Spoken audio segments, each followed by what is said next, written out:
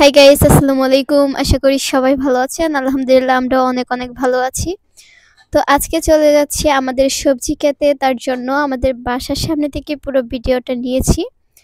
তো দেখেন আমাদের বাড়ির রাস্তা, এটা হচ্ছে আমাদের খেতে যাওয়ার একটা রাস্তা, তার জন্য মানে ভিতর দিয়ে যায় নাই, বন্ধ দিয়ে গেলে একদম রোদ পুরো মাথায় চলে আসে, তার জন্য রাস্তা দিয়ে চলে যাচ্ছি। চারপাশে শুধু গাছ, তার জন্য একটু ছায়া লাগবে।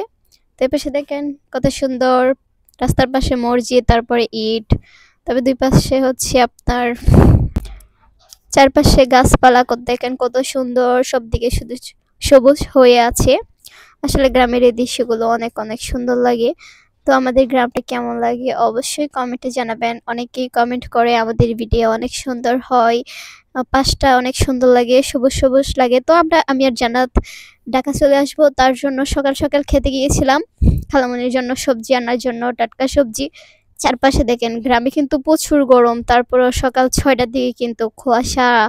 তারপরে হাঁটতে হাঁটতে চলে গিয়েছিলাম খেতে, যায় তো পুরো অবস্থা টাইট, ভিজে পুরো শেষ হয়ে গিয়েছিলাম। তো দেখেন এটা হচ্ছে আমাদের খেতে যাওয়ার রাস্তাটা। রাস্তাটা কিন্তু সত্যি অনেক সুন্দর, দুই পাশে শুধু গাছ আর গাছ, সবকিছু সবুজ হয়ে আছে। দেখেন আমি একটু শুধু গাছ ধরে নিলাম আর একটু ধান ক্ষেত ধরে নিলাম, চারপাশে অনেকটা সুন্দর।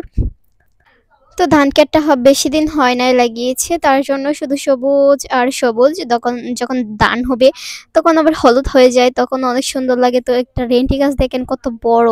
আসলে কিন্তু রাস্তার পাশে এরকম বড় বড় গাছ থাকলে অনেক সুন্দর লাগে।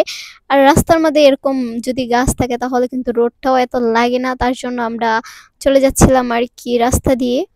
তো দেখেন কত সুন্দর রাস্তা, আর চারপাশে যদি এরকম সবুজ থাকে তাহলে তো অসম্ভব সুন্দর লাগে।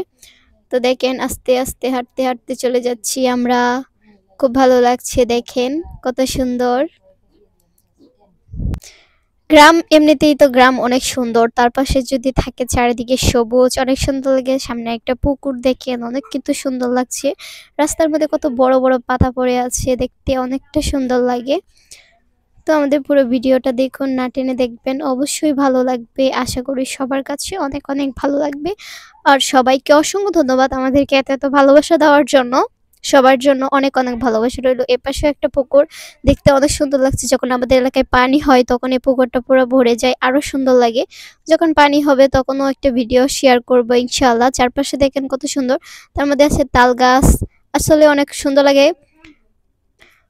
গাছের মধ্যে আবার গোবরের গইটা দিয়ে রাখছি। আমাদের এদিকে মানে বলে যে গোবরের গইটা, আপনাদের এলাকায় কি কি বলে অবশ্যই জানাবেন।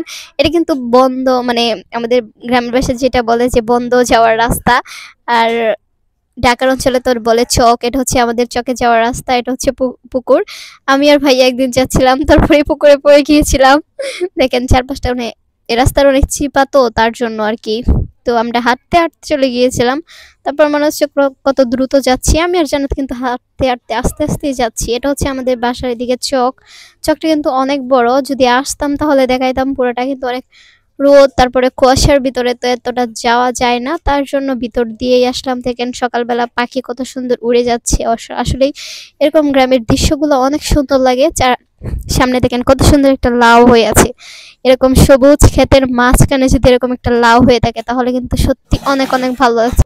তো আপনাদের সাথে কথা বলতে বলতে আমাদের খেতে চলে আসলাম। তো আমাদের ক্ষেতের ভিডিওটা কে কে দেখতে চান অবশ্যই কমেন্ট করবেন। নেক্সট ভিডিওতে আমাদের ক্ষেতে কি কি রোপণ করেছি অবশ্যই আপনাদেরকে দেখাবো। দেখা হবে নেক্সট কোনো ভিডিওতে, ততদিন ভালো